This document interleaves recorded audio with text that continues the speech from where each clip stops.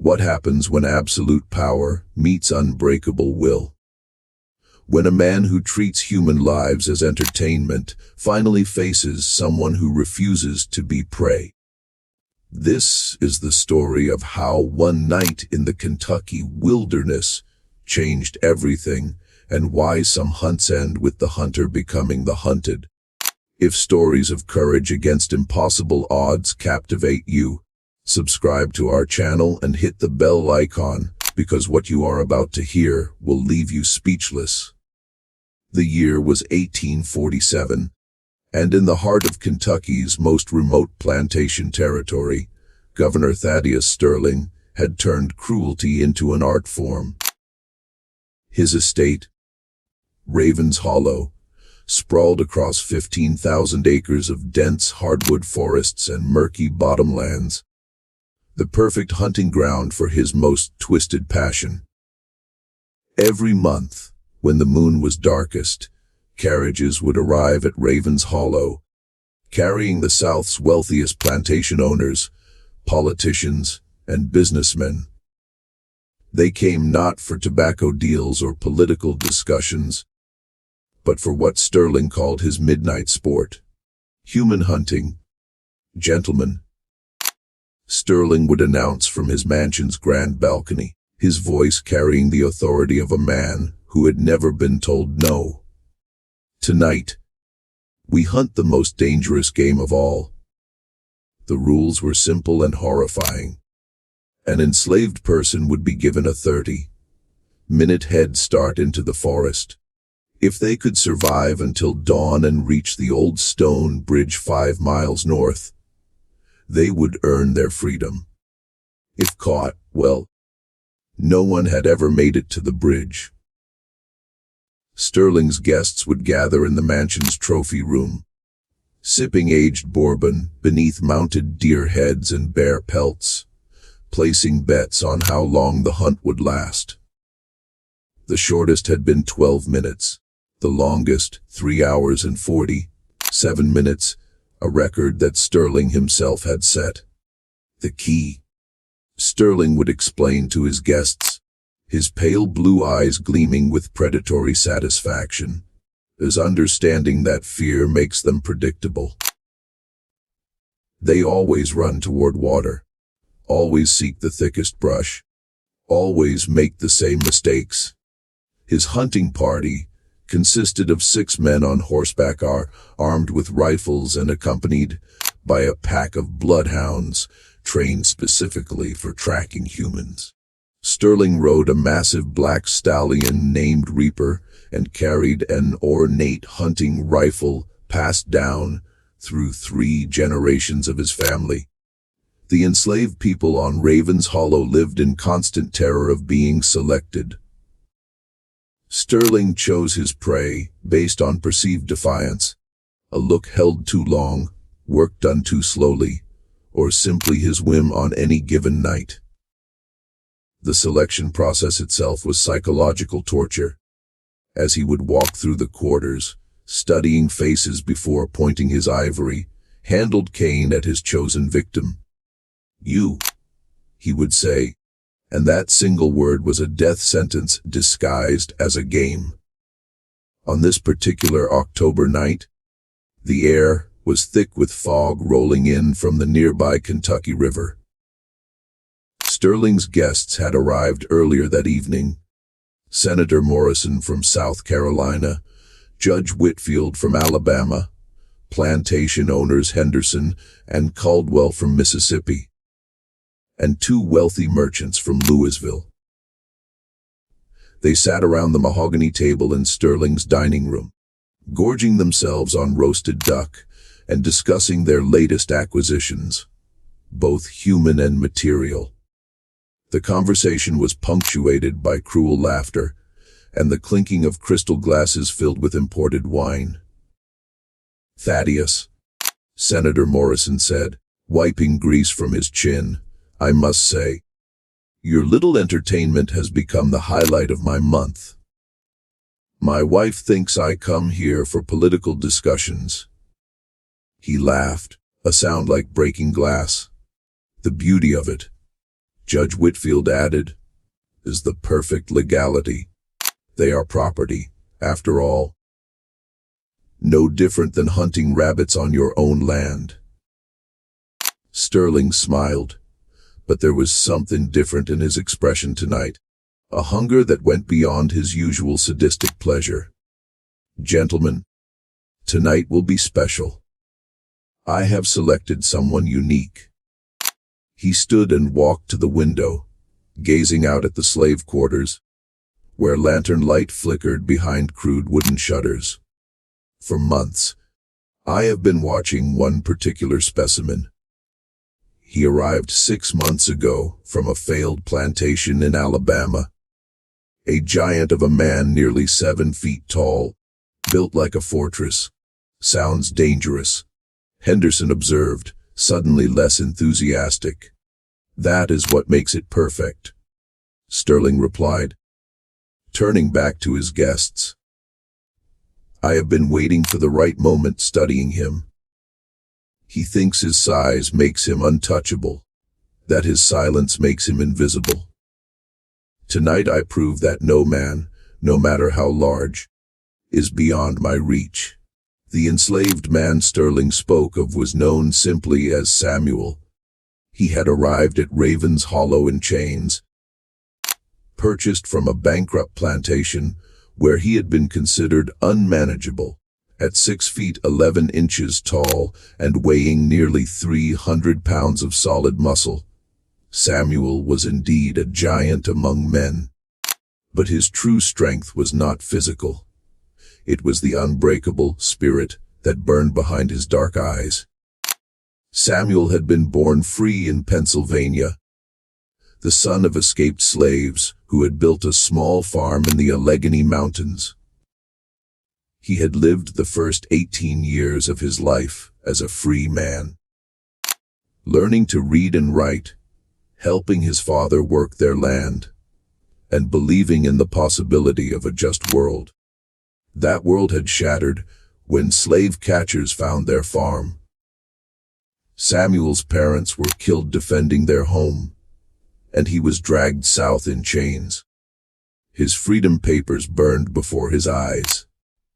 For 12 years, he had endured the hell of slavery, moving from plantation to plantation. His size made him valuable, but his spirit made him dangerous. At Raven's Hollow, Samuel worked in the lumber crews, felling massive oak and hickory trees with an efficiency that impressed even the overseers. But he never spoke unless spoken to, never looked directly at white faces, and never showed the rage that burned constantly in his chest. He had learned to hide his intelligence, to appear simple and docile, while his mind planned and calculated. Samuel knew about Sterling's hunts. Every enslaved person on the plantation knew. They had all heard the screams echoing from the forest, had seen the bloodhounds return, with torn clothing between their teeth, had noticed when someone disappeared and never returned. On this night, as Samuel lay on his straw mattress in the cramped quarters, he shared with 8 other men. He felt a familiar chill of premonition.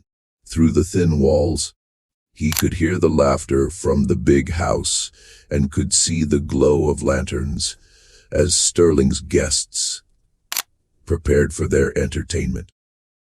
Samuel, whispered Moses, an elderly man who slept on the adjacent pallet. You have been too visible lately, the way you look at things, the way you carry yourself. That devil has been watching you. Samuel said nothing, but his massive hands clenched into fists. He had been careful. So careful, but perhaps not careful enough. He thought of his parents, of their farm in the mountains, of the freedom he had once known and lost. If Sterling chose him tonight, it would not be like the other hunts. Because Samuel had a secret that the governor did not know. He had been preparing for this moment for months. Hidden beneath a loose floorboard was a small knife he had crafted from a piece of broken metal, sharpened on stone during countless nights. More importantly, he had been mapping the forest during his work details, memorizing every trail, every creek, every hiding place. If chosen, Samuel would not run in panic like the others. He would not seek the false hope of the stone bridge. He had a different plan entirely, one that would turn Sterling's twisted game into something the governor had never imagined. The sound of approaching footsteps outside the quarters made every man inside freeze.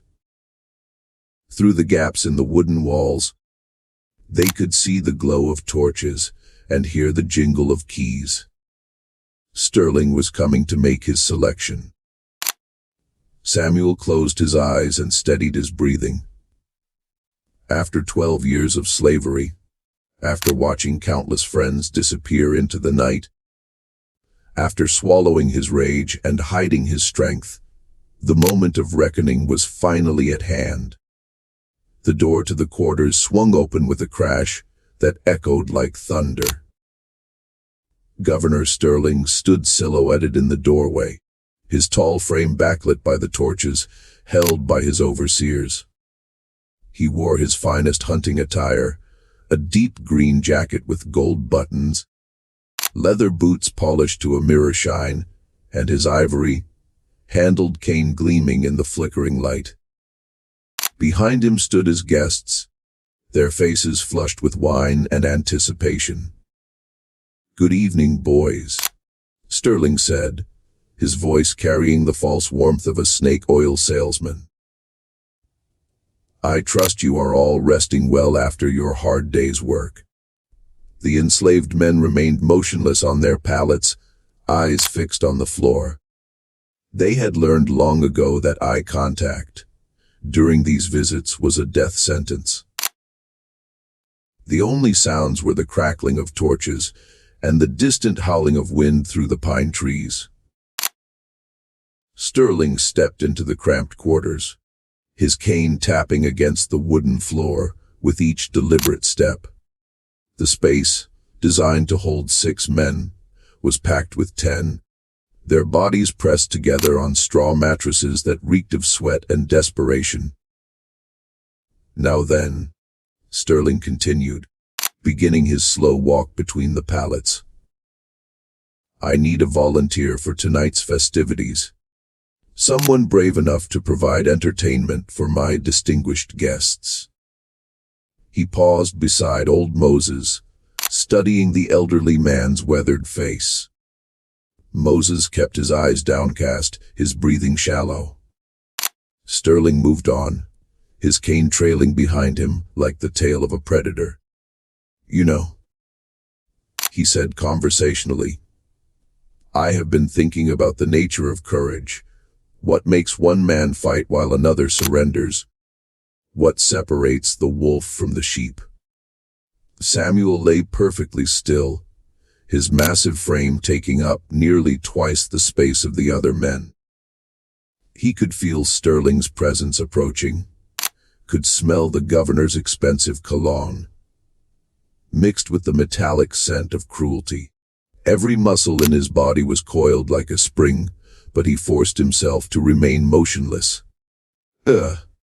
Sterling said, stopping directly beside Samuel's pallet. "Here we have something interesting." The governor's cane came to rest on Samuel's shoulder, the ivory handle cold against his skin through the thin fabric of his shirt. Samuel could feel the eyes of every man in the room upon him, could hear the barely audible intake of breath from his fellow prisoners. "Stand up," Sterling commanded. Samuel rose slowly, unfolding his massive frame until he towered over everyone in the room.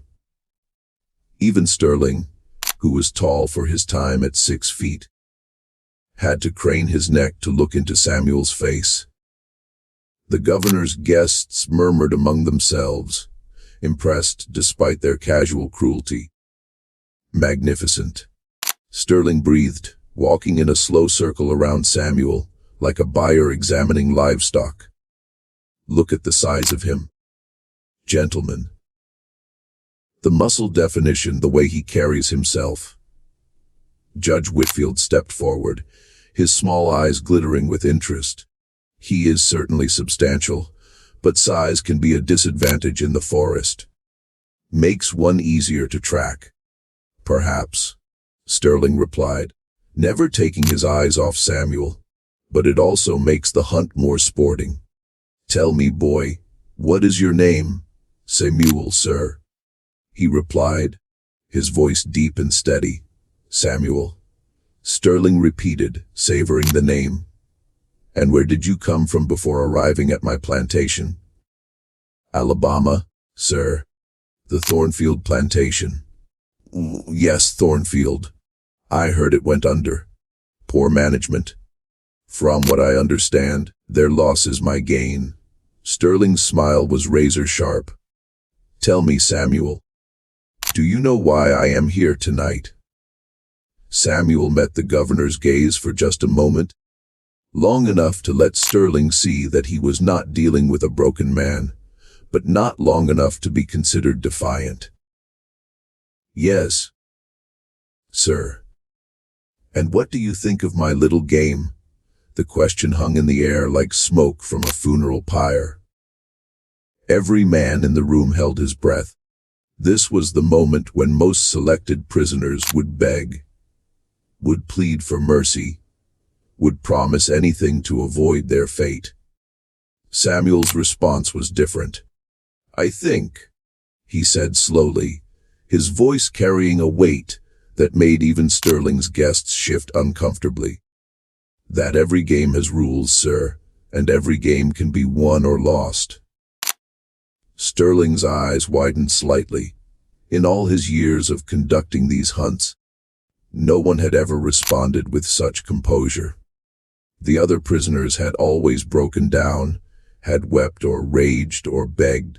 This giant stood before him like a mountain, unmovable and unafraid. Fascinating, Sterling murmured. You speak as if you believe you have a chance. Every man has a chance, sir, until he does not. Senator Morrison laughed nervously. Thaddeus, this one seems different. Perhaps we should choose someone more traditional. But Sterling was transfixed. This was exactly what he had been hoping for, a worthy adversary, someone whose defeat would be truly satisfying. No, gentlemen, this is perfect. This is what we have been waiting for. He turned to address the room. The rest of you listen carefully. Your friend Samuel here has volunteered to participate in tonight's hunt. You will remain in your quarters until dawn. Anyone found outside will join him in the forest. Is that understood? A chorus of yes, sir, filled the cramped space. Sterling turned back to Samuel. You have 30 minutes from the time we release you at the forest edge. If you can reach the old stone bridge 5 miles north before dawn, you win your freedom. If we catch you, he let the sentence hang unfinished. I understand, sir. Excellent. Oh, and Samuel, just to make things interesting, I am doubling the stakes tonight. If you somehow manage to evade us until dawn, I will free not just you, but every man in this room. The gasps from the other prisoners were audible. Old Moses looked up for the first time, his eyes wide with disbelief. Sterling had never offered such terms before. And if I do not make it to the bridge? Samuel asked. Sterling's smile was pure evil.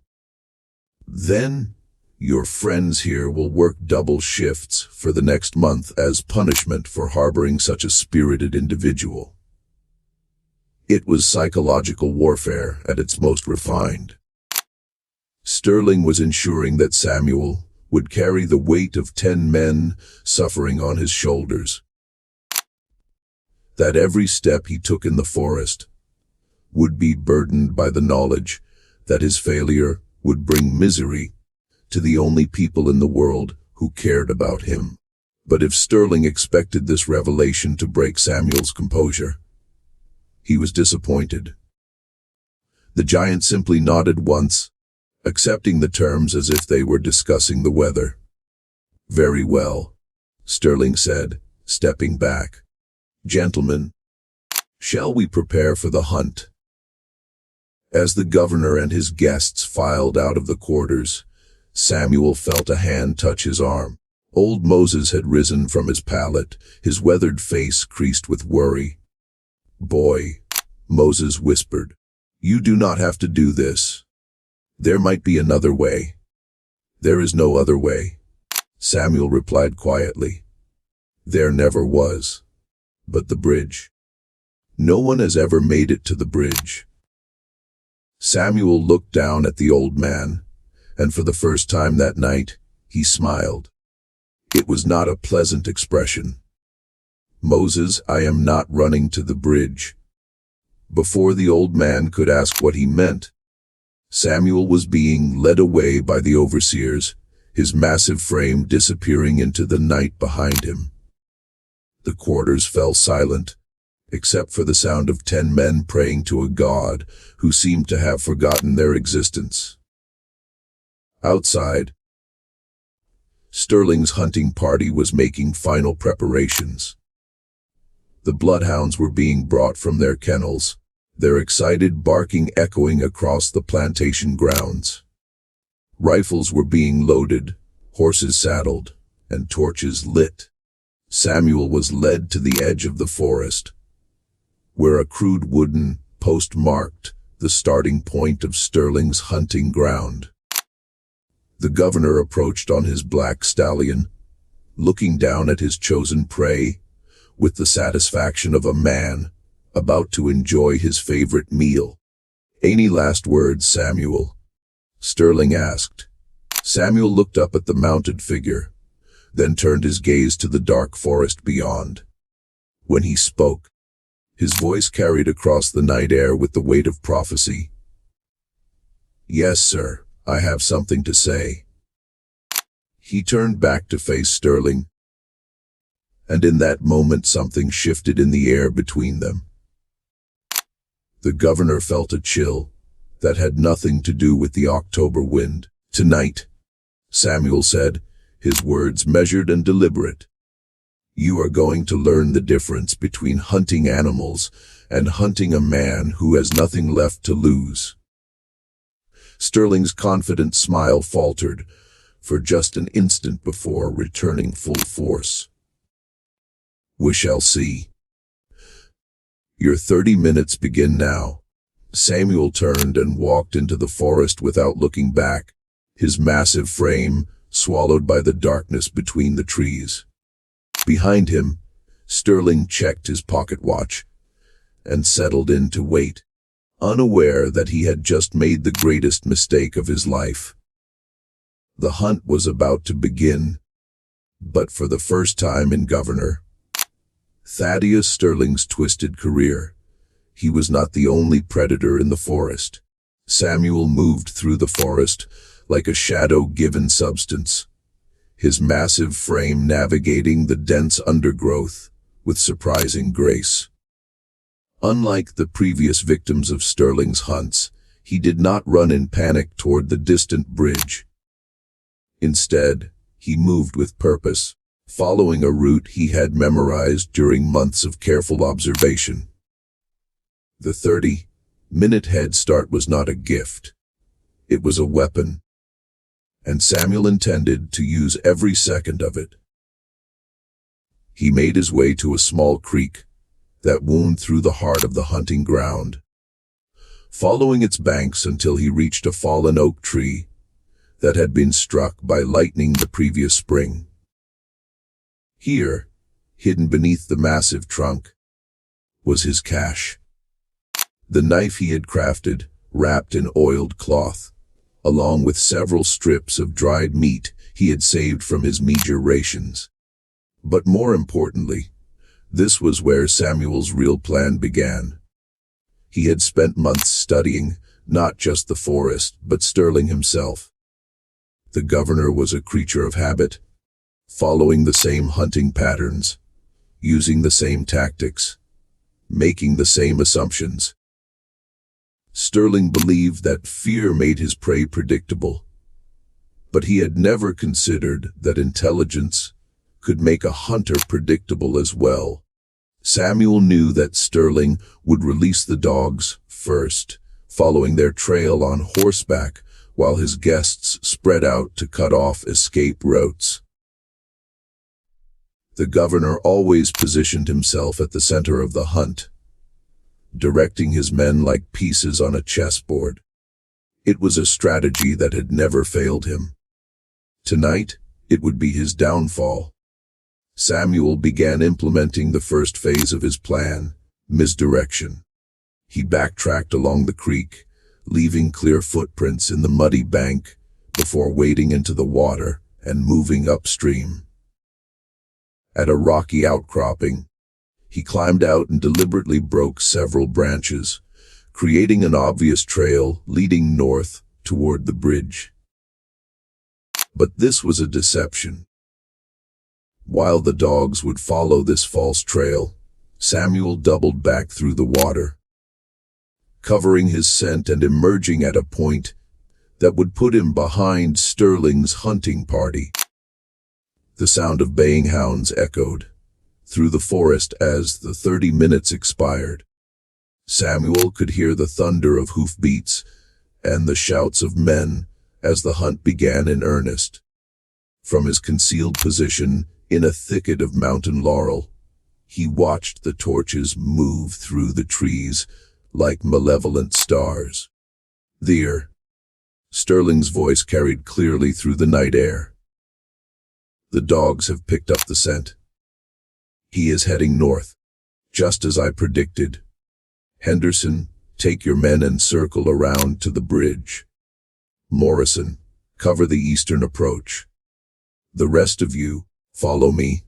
Samuel smiled grimly as the hunting party split up, exactly as he had anticipated. Sterling was so confident in his methods that he never considered the possibility of being outmaneuvered by his prey. As the main group moved away, following the false trail, Samuel began to move. But he was not fleeing, he was stalking. Judge Whitfield had been assigned to guard the southern approach, positioned alone near a small clearing where Sterling believed Samuel might try to circle back.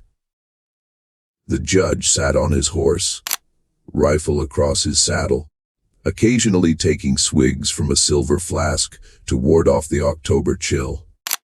He never saw Samuel coming. The giant emerged from the darkness like a force of nature, moving with impossible silence for a man of his size. One massive hand clamped over Whitfield's mouth, while the other dragged him from his horse. The judge's rifle clattered to the ground as Samuel's knife found its mark with surgical precision. Whitfield's eyes went wide with shock and terror as he realized that the hunted had become the hunter. His last sight was Samuel's face, calm and resolute, showing no more emotion than a man chopping firewood. Samuel caught the judge's body as it fell, lowering it silently to the ground. He took Whitfield's rifle, ammunition, and horse, leaving the corpse hidden in the underbrush.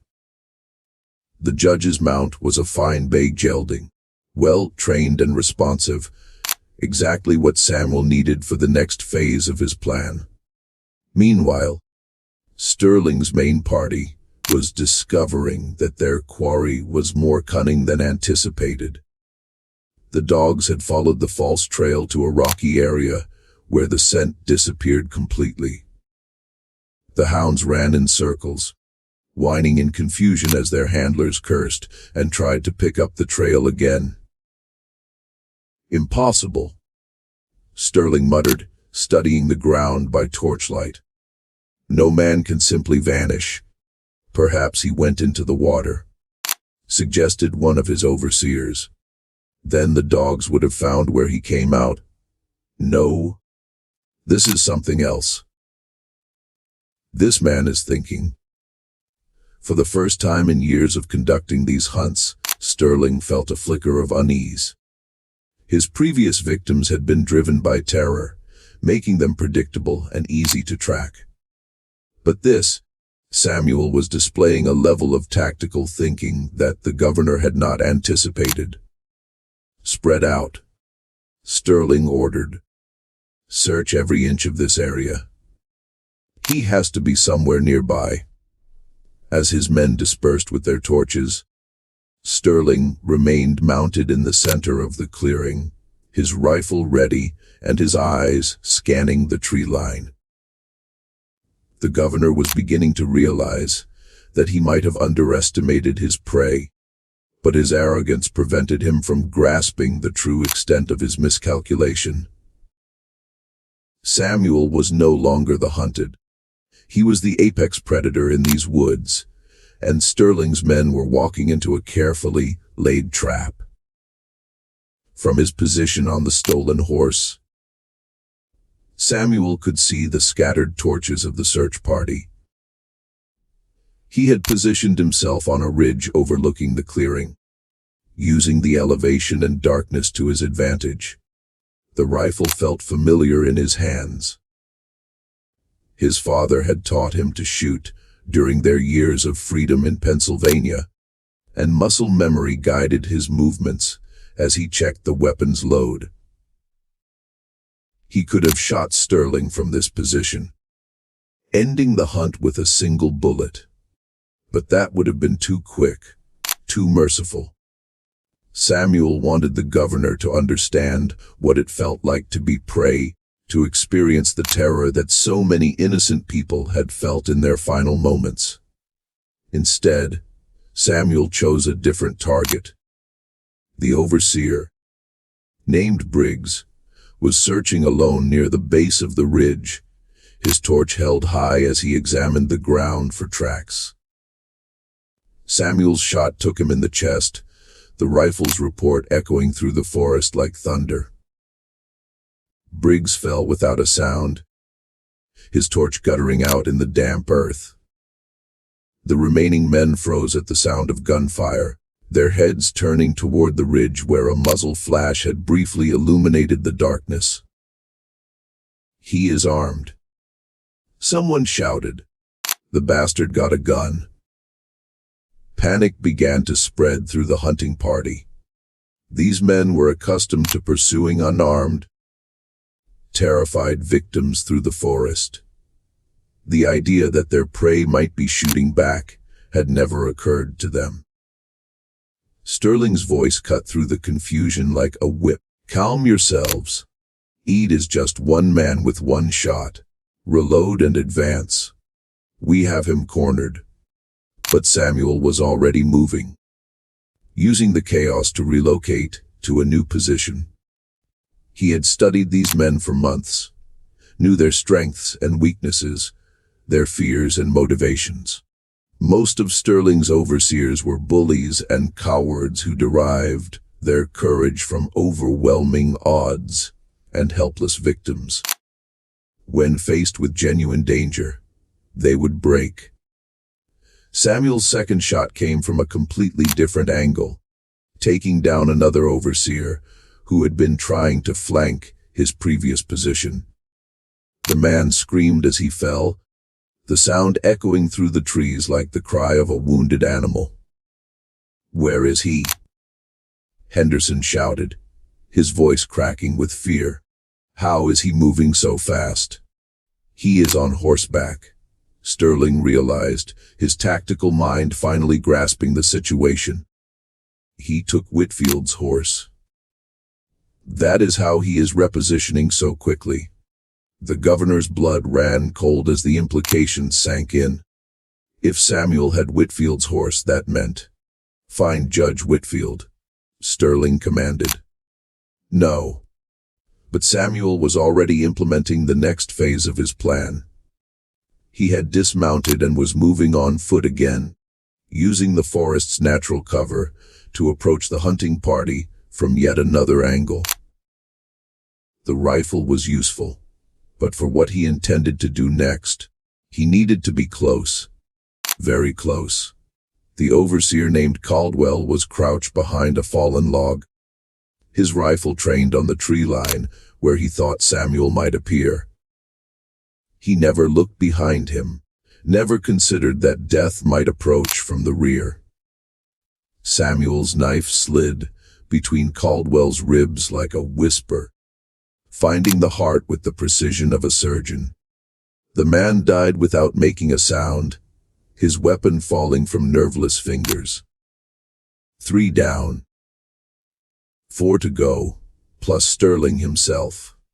The governor was beginning to understand that he was no longer in control of the situation. His carefully orchestrated hunt had become a nightmare, with his own men being picked off one by a quarry who had somehow transformed into an avenging angel of death. Regroup. Sterling shouted into the darkness. Fall back to the clearing. We make our stand together. But Samuel had anticipated this as well. As the surviving members of the hunting party tried to retreat to the safety of numbers, they found their path blocked by a wall of flame. Samuel had used the time during their confusion to set fire to the dry underbrush, creating a barrier that forced them to take a longer route back to the clearing. A route that led directly through Samuel's killing ground. The giant waited in the darkness, his knife ready as the first of Sterling's men stumbled into his trap. The overseer named Jackson never saw the blade that opened his throat, never had time to cry out a warning to his companions. By the time the survivors reached the clearing, only 3 men remained alive. Sterling himself and 2 of his overseers, their faces pale with terror in the flickering torchlight. "This is impossible," one of them whispered. "He is just one man. How can one man do this?" Sterling's jaw was clenched so tightly that his teeth ached. His perfect hunt had become a slaughter, and he was no longer the predator.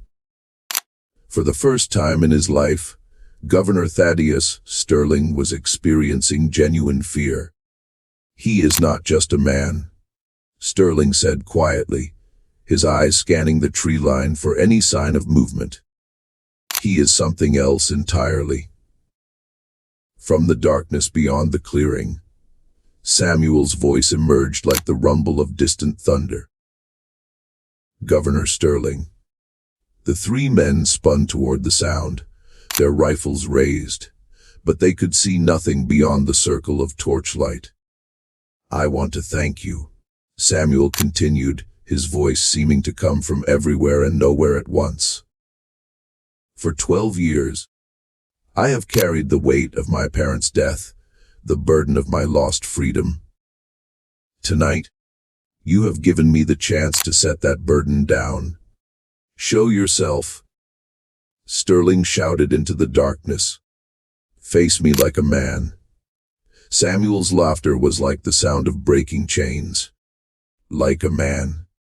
You mean the way you faced all those innocent people you murdered for sport?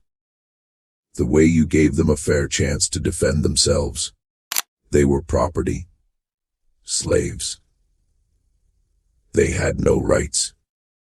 What are you now, Governor? What are you?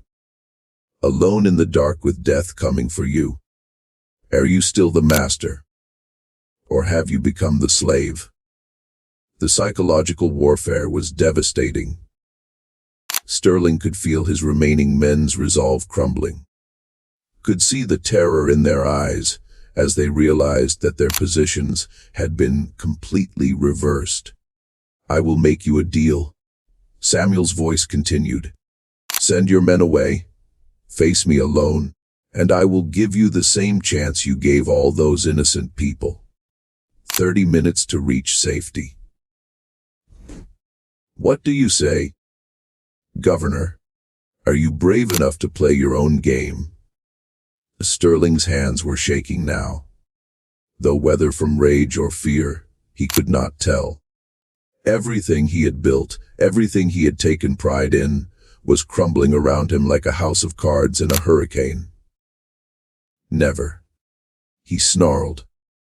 I am Governor Thaddeus Sterling. I bow to no one, especially not to some escaped slave. Then you have made your choice, Samuel replied. And there was something final in his voice, like the closing of a coffin lid. The attack came from 3 directions at once, so fast and coordinated that it seemed impossible for one man to execute. Samuel had used the darkness and his intimate knowledge of the terrain to position himself for a final devastating assault. The first overseer died with Samuel's knife in his back before he could turn around. The second managed to fire one wild shot before the giant's massive hands closed around his throat, crushing his windpipe like a dry twig. And then there was only Sterling, alone in the clearing with his rifle, facing the man he had chosen as prey. Samuel stepped into the circle of torchlight, and Sterling saw him clearly for the first time that night. The giant's clothes were torn and stained with blood, his massive frame seeming to fill the entire clearing. But it was his eyes that made Sterling's blood freeze. They held no anger, no rage, no emotion at all. They were the eyes of justice incarnate, cold and implacable as winter. Hello, Governor, Samuel said quietly. It is time to finish our game.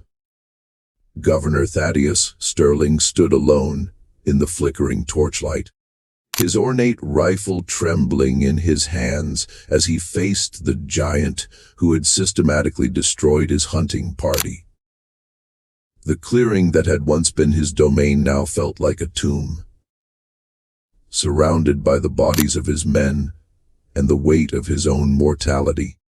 Samuel approached slowly, deliberately, his massive frame moving with the inexorable certainty of an avalanche.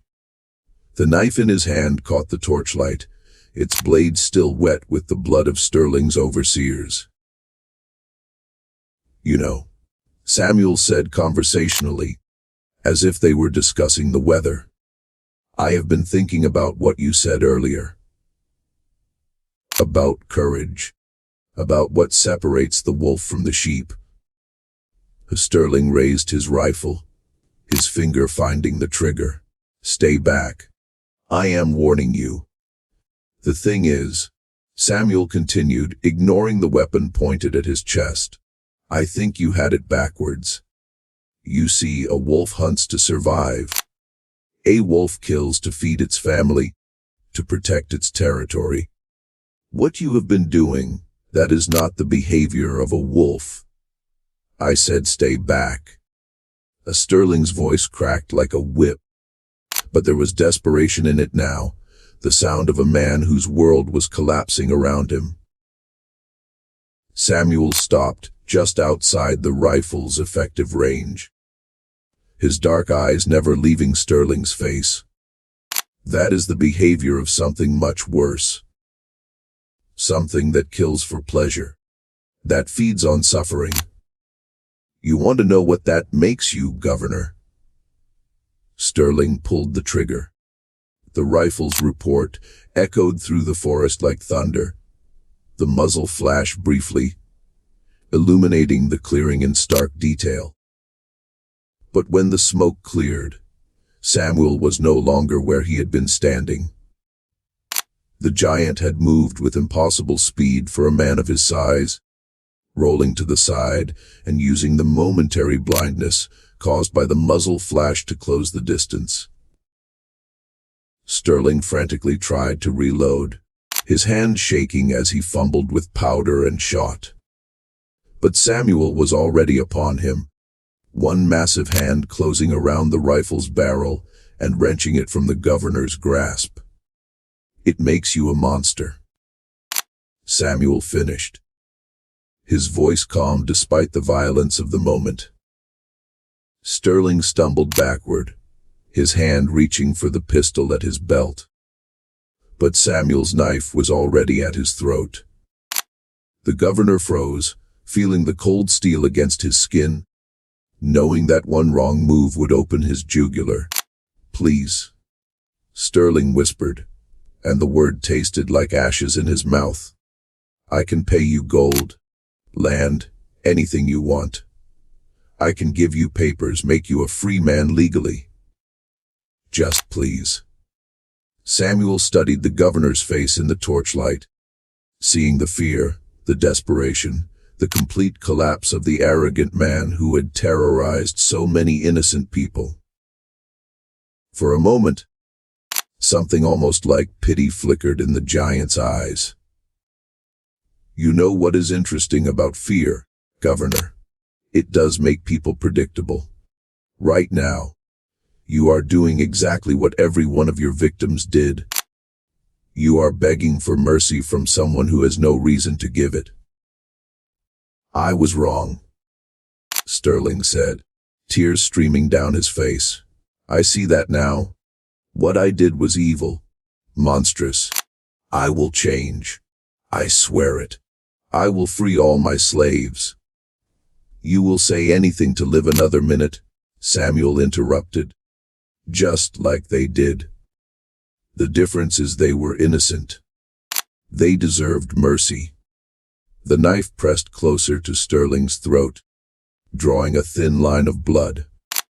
"But you are going to die tonight, Governor. The only question is how."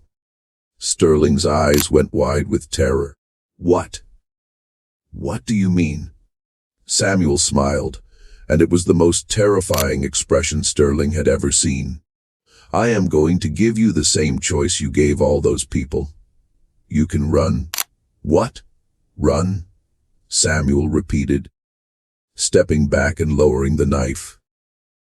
"You have until dawn to reach safety. If you can make it to your mansion, if you can get past me, you live. If not..."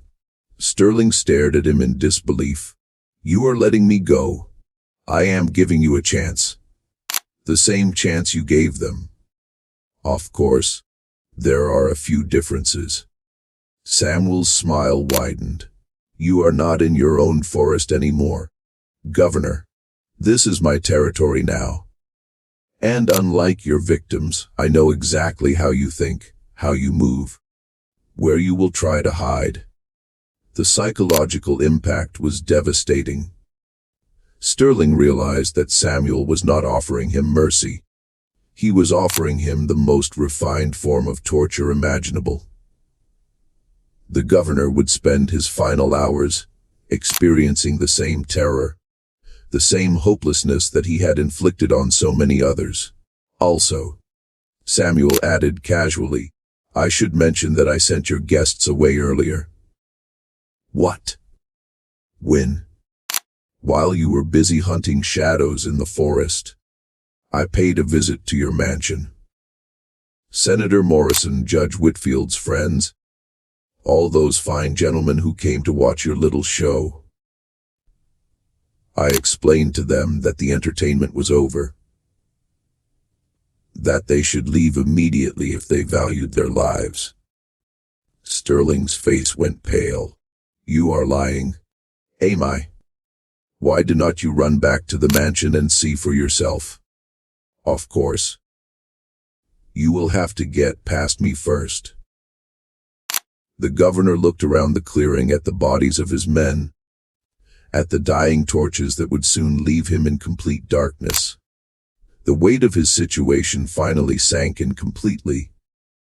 He was alone, unarmed, and being hunted by a man who had already proven himself to be a far superior predator. "This is not possible," Sterling whispered. "You are just a slave, just property. This cannot be happening. Property." Samuel's voice carried a note of genuine amusement. "Governor, let me tell you what I really am. I am the son of free people who built their own farm with their own hands. I am a man who learned to read and write, who studied mathematics and philosophy. I am someone who spent 12 years planning for this moment, learning everything I could about you and men like you. He stepped closer, and Sterling could see the intelligence burning in those dark eyes, the careful calculation that had orchestrated this entire night. Most importantly, Samuel continued, I am the last thing you are ever going to see. So I suggest you start running, Governor. Dawn is still hours away, and I am going to enjoy every minute of this hunt. Sterling broke. The governor turned and fled into the forest, crashing through the underbrush like a panicked animal. Behind him, Samuel's laughter followed like the baying of hounds, echoing through the trees and filling the night with the sound of justice finally served. For the next 3 hours, Governor Thaddeus Sterling experienced hell on earth. Every shadow might hide his pursuer. Every snapping twig might signal his doom. Samuel stalked him through the forest with the patience of a natural predator, appearing just long enough to be seen before vanishing again into the darkness. The governor tried every trick he had learned during his years of hunting, but Samuel anticipated them all. When Sterling tried to hide in a hollow log, Samuel's knife appeared inches from his face. When he attempted to cross the creek to throw off his scent, Samuel was waiting on the other side. Getting tired, Governor? Samuel's voice would emerge from the darkness, sometimes close, sometimes distant, always terrifying. Your victims never got to rest. They ran until their hearts burst, until their feet bled, until they collapsed from exhaustion. How does it feel? Sterling's fine hunting clothes were torn to shreds, his face scratched and bleeding from thorns. His expensive boots had fallen apart, leaving his feet raw and bloody. But the physical pain was nothing compared to the psychological torture of knowing that death was stalking him, playing with him like a cat with a mouse. As dawn approached, Sterling found himself back where the nightmare had begun. At the edge of the forest, near the wooden post that marked the starting point of his hunting ground. He could see his mansion in the distance, its windows dark and empty. Samuel had been telling the truth. His guests were gone, fled into the night like the cowards they truly were. Almost made it, Samuel's voice said behind him. Sterling spun around to find the giant standing just at the tree line, his massive frame silhouetted against the lightning sky. The governor was so exhausted he could barely stand, his legs shaking with fatigue and terror. Please, Sterling gasped. I have learned my lesson. I will never hunt again. I swear it. I will free every slave on my plantation. I will give you anything you want. Samuel walked slowly toward him, and Sterling could see that the giant was completely calm, not even breathing hard despite the night-long chase. You know what I want, Governor? I want you to understand something. What? Anything. I want you to understand that this was never about the hunt. This was about justice, about balance, about making sure that the evil you have done in this world does not go unpunished. Samuel reached into his shirt and pulled out a small leather pouch. From it he withdrew a piece of paper yellowed with age and carefully preserved. Do you know what this is? He asked, holding the paper up to the dawn light. Sterling squinted at it, trying to make out the faded writing. I do not. These are my freedom papers, Samuel said quietly. The documents that proved I was born a free man, that I had every right to live my life in peace with my family. Your slave catchers burned the originals, but my father had hidden a copy. He folded the paper carefully and put it back in the pouch. For 12 years, I have carried this reminder of what I lost, what was stolen from me. Tonight, I am finally free to let it go. Then let me go, too, Sterling pleaded. We can both be free. We can both start over. Samuel shook his head sadly. Governor, you still do not understand. Some things cannot be forgiven. Some debts can only be paid in blood. The knife appeared in Samuel's hand as if by magic, its blade catching the first rays of the rising sun. Sterling tried to run, but his exhausted legs betrayed him, and he fell to his knees in the damp grass. Wet, he gasped. Wet. I have information about other plantations, other men who do what I do. I can help you stop them. Samuel paused, considering this. Other men like you. What? Senator Morrison has his own hunting ground in South Carolina. Judge Whitfield's brother runs similar games in Alabama. I can give you names, locations, everything. For a moment, hope flickered in Sterling's eyes. Perhaps he had found a way to save himself, to turn his knowledge into a bargaining chip for his life. Samuel knelt down beside the governor, bringing his face close to Sterling's ear. Thank you for that information, he whispered. It will be very useful. Then you will let me live. No, Samuel said simply. But now I know where to go next. The knife slid between Sterling's ribs with surgical precision, finding the heart just as it had with so many of the governor's men. Sterling's eyes went wide with shock, then slowly glazed over as his life ebbed away. Samuel stood over the body as the sun rose fully above the horizon, painting the sky in shades of gold and crimson. In the distance, he could hear the sound of voices. The enslaved people of Raven's Hollow emerging from their quarters, drawn by the silence where there should have been the sounds of returning hunters. Old Moses was the first to reach the edge of the forest, his weathered face creased with worry and hope in equal measure. When he saw Samuel standing over Sterling's corpse, the old man's knees nearly buckled with relief. Samuel, Moses whispered. You did it. You actually did it.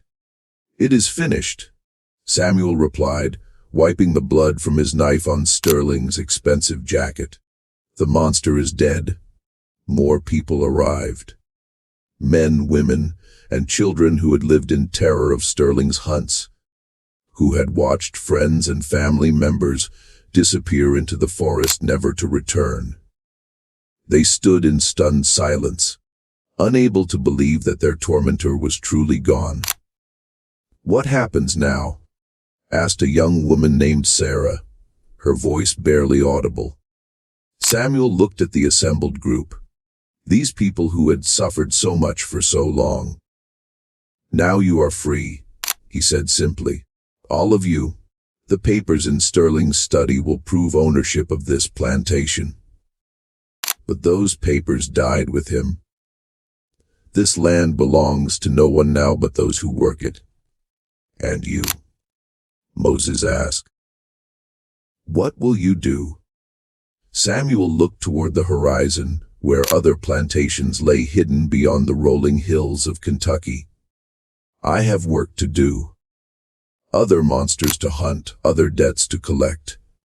He turned back to the group one final time. Make this place into something good. Build the kind of life that Sterling tried to steal from all of us. And remember, no one is property, no one is prey.